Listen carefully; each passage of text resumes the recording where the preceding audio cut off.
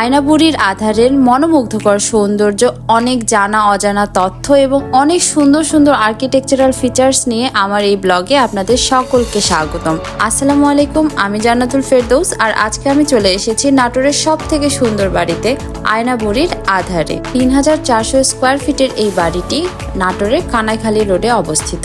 বহু বছর আগে এই জায়গাটি একটি গভীর জঙ্গল ছিল, যেখানে বন্য প্রাণীদের কারণে এখানে কোনো স্থানীয়রা বসবাস করতে পারতো না এবং এই জায়গাটিতে আসতেও পারতো না। কিন্তু এখানে আয়না নামের একজন বৃদ্ধ মহিলা বসবাস শুরু করেন এবং এখান থেকেই এই বাড়ির নাম হয়ে আসে আয়নাবুড়ির আধার, যার ইংলিশ অর্থ হচ্ছে jungle of the old women আয়না।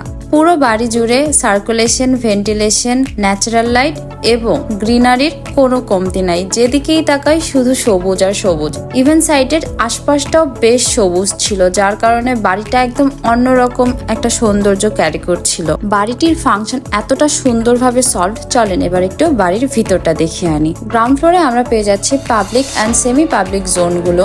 তার মধ্যে রয়েছে living room, dining room and common toilet, and আরেকটি সাইডে রয়েছে একটি বেডরুম, কিচেন, অ্যান্ড কিচেনের সাথে অ্যাটাচ রয়েছে domestic হেল্পের room and toilet.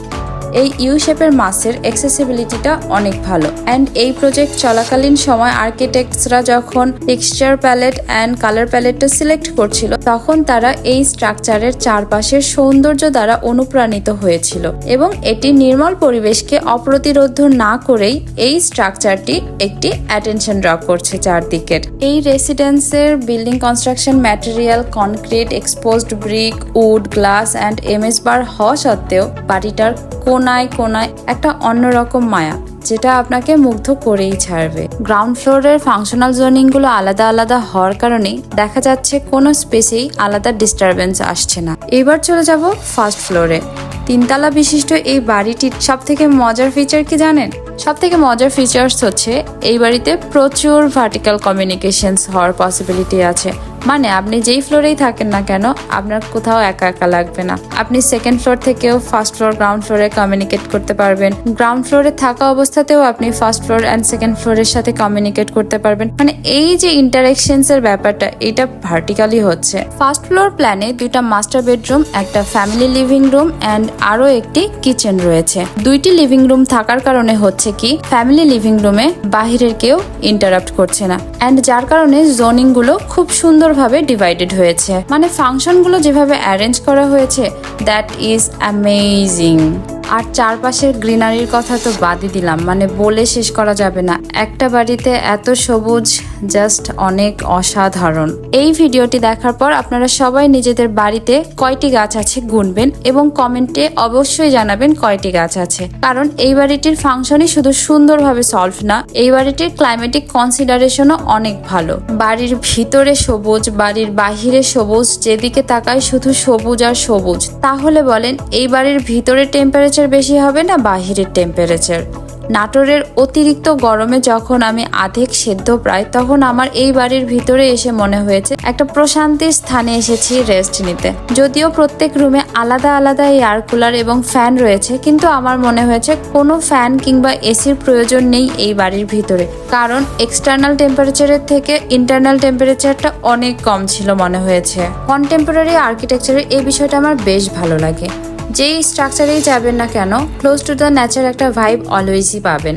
And সব থেকে মজার বিষয় হচ্ছে, আপনি যেই টাইপের স্পেসে যাচ্ছেন, আপনি সেই স্পেসটা ফিল করতে পারবেন যে হ্যাঁ, আমি এই স্পেসে এই জন্যই এসেছি। যেমন আমি যে এই রেসিডেন্সে এসেছি, আমি এসেই ফিল করতে পারছি যে হ্যাঁ, আমি একটা বাড়িতে এসেছি অ্যান্ড একটা বাড়ি বাড়ি ফিল আসছে। কেমন একটা সবখানে মায়ের গন্ধের মতো একটা ভাইব। ইস্ট ওয়েস্ট অ্যালাইন্ড এই মাসের সব থেকে বড় সুবিধা হচ্ছে পুরো মাস জুড়ে ক্রস ভেন্টিলেশন পসিবল আছে। অ্যান্ড সেন্ট্রাল কোর্টইয়ার্ডের সাথে ফার্স্ট অ্যান্ড সেকেন্ড ফ্লোরের বেলকনির একটা ভিজুয়াল কানেক্টিভিটি ইনহ্যান্স করা হয়েছে পুরো বিল্ডিং জুড়ে। সেকেন্ড ফ্লোরে 2টি বেডরুম, একটি স্টোর রুম এবং একটি স্টাডি রুম রাখা হয়েছে। অ্যান্ড এই স্টাডি রুমটা আমার সব থেকে বেশি ভালো লেগেছে, কারণ স্টাডি রুমের সাথে একটা টেরেস ছিল, যেখানে বকুল ফুল, জেসমিন ফুল অ্যান্ড আরো অনেক ফুলের গাছের সুগন্ধে ভরে গিয়েছে। এই টেরাসের সৌন্দর্য তো অন্যরকম লেভেলের। পুরো টেরাস জুড়ে একটা মিষ্টি রকমের গন্ধ, বেলি, জেসমিন, গন্ধরাজ, কি নেই এই বাগানে।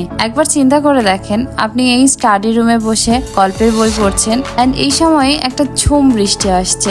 এই পরিবেশগুলো জাস্ট কল্পনা করলেই ভালো লাগে যে কতই না সুন্দর মুহূর্ত তৈরি হতে পারে এই একটা বাড়ি জুড়ে। মানে এই সৌন্দর্য বলে বোঝানোর মতো না। সেকেন্ড ফ্লোরের মাছ এলিমিনেট করেই এই টেরাস গার্ডেনের ব্যবস্থাটাই করা হয়েছে। আর পুরো বাড়ির ইনসাইড টেম্পারেচারটা যেন একটু কম থাকে, তাই 12 ইঞ্চ থিক ওয়াল ব্যবহার করা হয়েছে এবং ওয়েস্ট সাইডে স্মল উইন্ডোজ দেওয়া হয়েছে।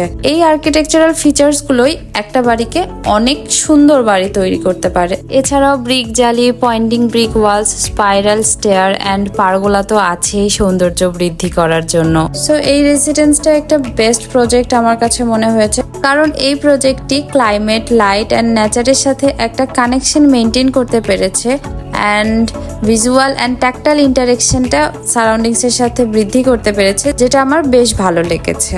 সো এই ছিল আমাদের সবার প্রিয় আয়নাবুড়ির আধার। অ্যান্ড নেক্সট আমি কোথায় যাব, কোন জায়গাটা নিয়ে ব্লগ করলে আপনাদের ভালো লাগবে অবশ্যই কমেন্টে জানাবেন। টিল দেন সবাই ভালো থাকবেন। আল্লাহ হাফেজ, আসসালামু আলাইকুম।